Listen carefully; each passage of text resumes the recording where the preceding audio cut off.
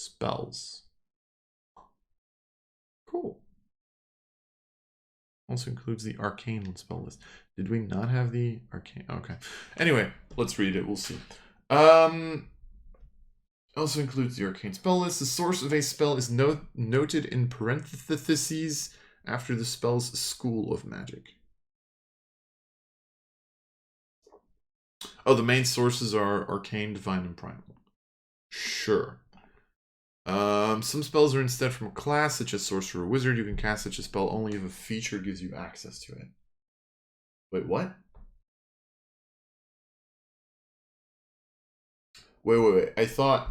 Wait, some spells are instead from a class, such as sorcerer or wizard. You can cast such a spell only if a feature gives you access to it. Does that mean that you need like a sorcerer or wizard feature to get access to it? Or do sorcerer and wizard get access to it and other classes need a feature? Ow, my head hurts. Arcane spell list. An arcane spell draws on the ambient magic of the multiverse. Sorcerers, warlocks, and wizards. Bards don't then, apparently?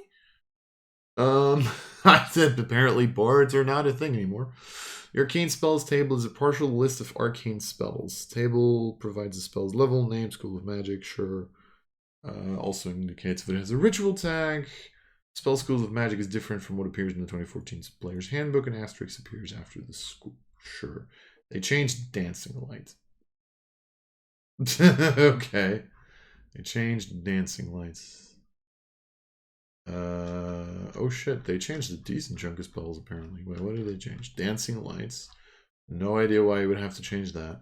They changed Thunderwave. Wait, I should probably look if they're... Well, I'll probably note them down, right? Blindness and deafness was changed. Sure. Flaming Sphere was changed. Okay. Shatter. Shatter was changed. Okay. Wasn't Shatter Evocation back in the day? Or right now, technically? I don't know why I'm saying back in the day. Yeah, it was Evocation. So its type changed. Okay. You can do whatever the hell you want with that, dude. Stone Skin is now transmutation as well, but I think that was already a thing. Sending Divination. That's a good question. I don't actually know. Yeah, no, Sending used to be Evocation. I thought as much. I think I looked that up at some point. A very random fact to know what Sending is Divination, to be fair. But, Evocation. So Sending of voice, I guess. I mean, to be fair, Divination also makes sense, I think. Especially because, like, it feels like more of a divine spell. Don't ask me why. Contingency was changed. And then Telepathy was changed. Glibness. I don't even fucking know what Glibness is. Never used it. Okay. So, decent chunk of spells changed. Okay. Didn't change any of the level 9 ones.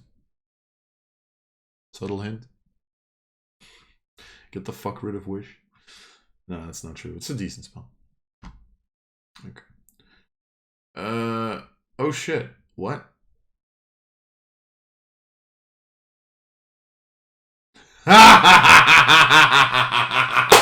I'm sorry. I should not be laughing this hard, but I just read this third part.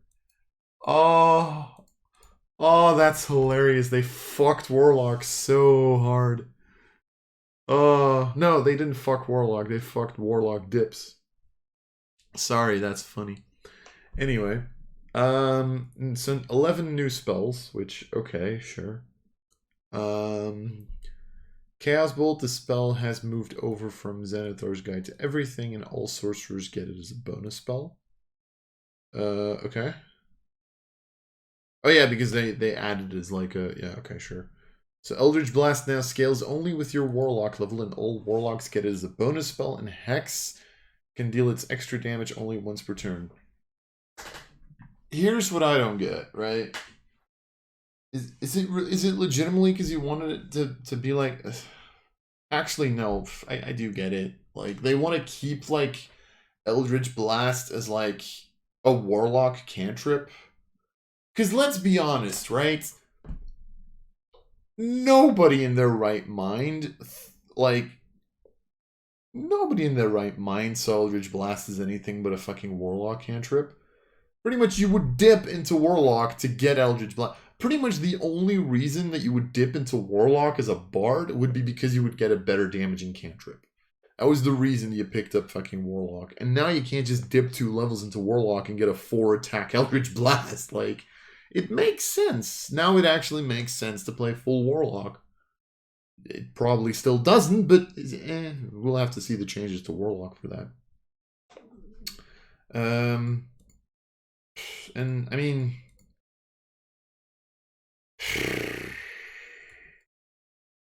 to be fair, wait, but they didn't change Hunter's Mark though. Hunter's Mark still, does Hunter's Mark still? Did they change Hunter's Mark? Let's ask it like that. Maybe that'll be a better way to ask that question. Hold up, I have expert classes open. Is Hunter's Mark in this list? Should be. Always have Hunter's Mark prepared. Hunter's Mark. Is it somewhere here? No, it's not in here. So I'm assuming they didn't change Hunter's Mark. Right? Or did they change it in the Druid one? I don't think they did. I don't seem to remember them changing Hunter's Mark. Yeah, no, they didn't. So Hunter's Mark still deals the D6 on every single hit, so why doesn't Hex? Like don't get me wrong, I get that Hex was technically more that's not even true. Like, Hex wasn't necessarily more broken than Hunter's Mark. Hunter's Mark did what it needed to do. It allowed you to track an enemy, which is, it's a Hunter's Mark. It's the point. Hex just gave disadvantage on 1 check, which was good in 2 very specific, like, there are 2 niche scenarios that I can think of, which is if they're trying to grapple you, or in case of counterspell, right? Because you can give them disadvantage on their counterspell checks. But that's like all I can think of. So why would they be like, oh, Hex can now only deal its extra damage once per turn?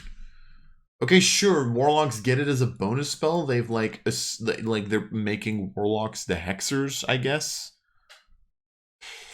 I don't know if I like this, if I'm being perfectly honest. Like, at that point, I do think they should nerf Hunter's Mark as well and like rebalance everything a little bit around that, but I don't know. Maybe it's because it's necrotic damage. I don't know if that's an advantage or a disadvantage. Like, depends on the enemy. Arcane Eruption, new spell, sorcerer. Casting time, action, range, 120. Sure, okay. Are they making a decent fucking fireball now? Churning magical energy explodes in a 20-foot radius sphere centered on a point you choose. That's fireball. When you cast the spell, you select the type of damage. Okay, you get to choose acid, cold, fire, lightning, poison, psychic, or thunder. Okay, so anything except for the base weapon damages in force, radiant, and necrotic. I think those are the only ones that are missing, right? 1, 2, 3, 4, 5, 6, 7. I think so. There might be more that are missing. I don't know all the damage types off the top of my head. Sadly enough, not yet. Each creature in the sphere must make a Constitution saving throw. On a failed save, creature takes 6d6 damage of the chosen type. On a successful take, they take half. Choose one of those d6s. The number rolled on that die determines a condition that is applied to each creature that failed the save. Holy shit! Okay, so it's less damage than Fireball, which everybody's still going to be like, Fireball! I'm going to kill Jonas at some point, I swear.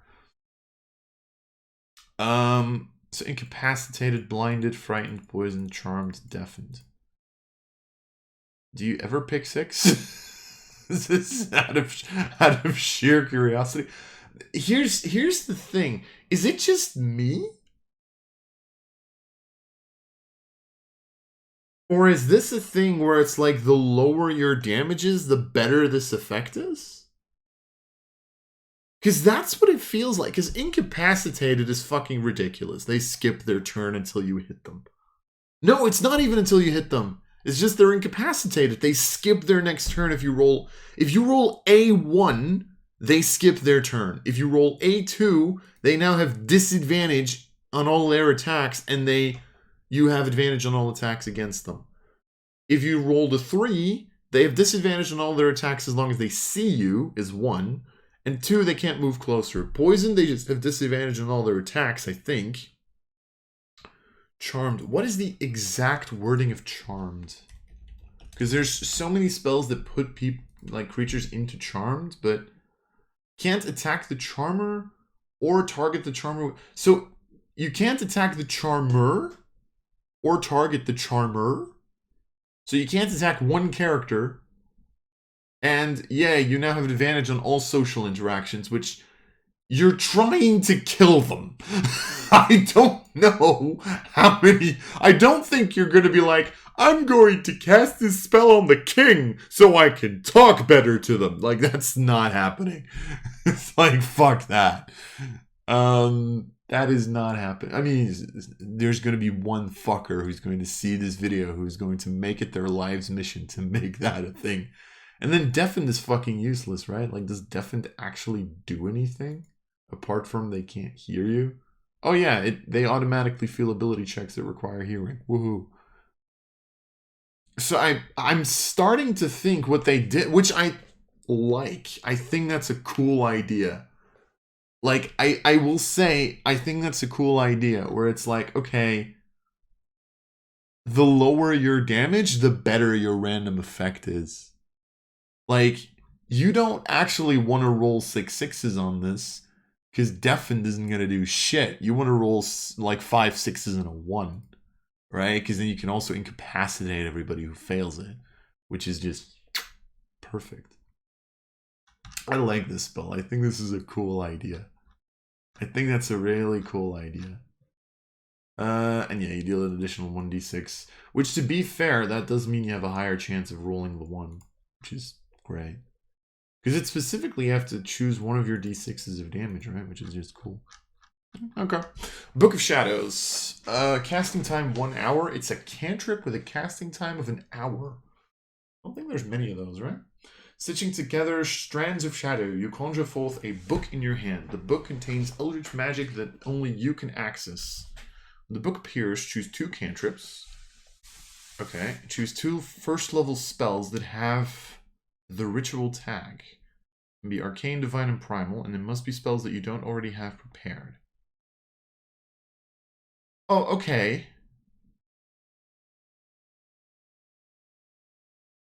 Wait, what?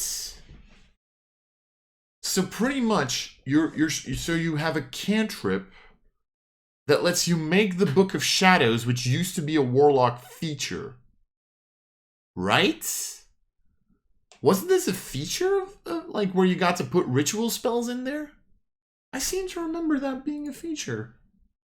Wait, Warlock, Book of Shadows, 5e. Wasn't that a thing? Yeah, see, Book of Shadows. I think that's hold on, where is it? Isn't that like an invocation or shit like that? Book of Ancient Secrets. Oh, it's Book of Ancient Secrets, yeah. Book of Ancient Secrets, which requires the Pact of the Tome feature. You can now inscribe magical rituals. Choose 2 first-level spells that have the ritual tag from any spells list. And you can cast them. So it's pretty much just that feature just put into a cantrip, which I think is kind of cool. So you choose 2 spells that have the ritual tag. So you can pretty much get like Identify and Detect Magic, for example. While the book is on your person, you have the chosen spells prepared. The book disappears if you cast a spell again or die. Not if you fall unconscious, by the way. So you don't lose power if you drop unconscious, which I do think is for, you know, is just good to have. But you have to remake it if you die. And cantrip upgrade, when you reach 5th level as a warlock, this spell also enhances other cantrips while the book is on your person. And adds your warlock spellcasting ability modifier to the damage of any cantrip you cast that doesn't already have that modifier. So pretty much, if you're a 5th level warlock, you get to also deal charisma damage to your firebolt, for example, if you do something like that. I mean, that's not a bad cantrip, especially since you now get Eldritch Blast for free. I mean, sure. By the way, is it weird to like be sad for all those people who specifically try to play Warlock without Eldritch Blast that they can't do that anymore because now you have to pick it? Which, to be fair, I expected. I expected them to force you to pick Eldritch Blast now because there's too much shit in like the Warlock class that works off of Eldritch Blast for like them not to force you to pick it. But like, yeah, I do find this weird. Like, I don't know. I am going to check once we get to Warlock if, like, they lowered the amount of starting cantrips.